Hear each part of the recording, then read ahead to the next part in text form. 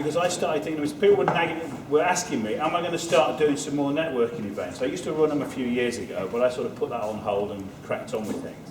And I thought, well, yeah, we should. You know, we need to bring people together. But I put myself out there as the icebreaker. I say hello to strangers so you don't have to. What I find is a lot of people don't like talking about themselves, about their business and about stuff. You know, a lot of the guys here today will obviously like talking about themselves. But where I want to get with this is attracting people in who don't feel comfortable with that process.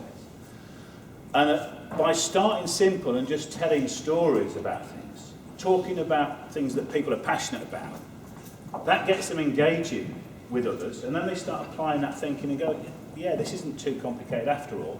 And then ultimately they can pick up that blooming phone and start smiling and dialing and talking to people out there. Okay?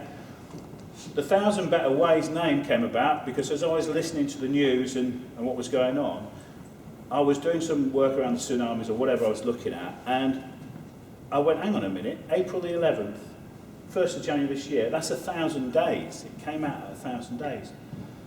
And I was listening to how Cameron was giving license to the Chinese and EDF to come over and start building nuclear plants. And I thought, if they can't get it right in blooming Japan, right, China's right next door, if they're not helping them fix that, why the hell should we let them build something on our plant, on our turf?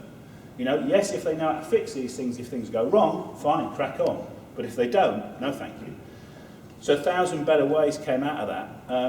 Because of that 1,000 days, blah, blah, and I thought if we bring people together and we each share a good way of doing things, this whole idea of being passionate about something so you know about it, you could share something with somebody that they didn't know before, and they can wander off, you know, knowing something new.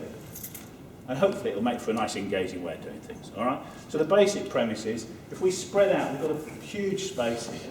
And I'll let Deborah do a piece during the process, yeah, you can do that.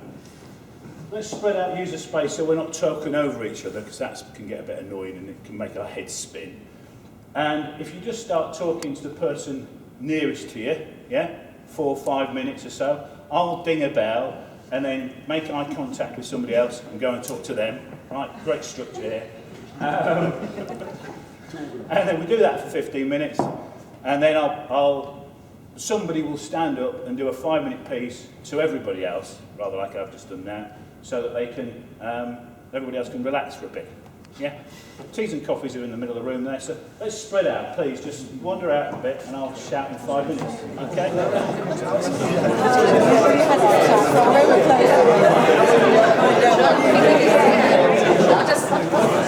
come back to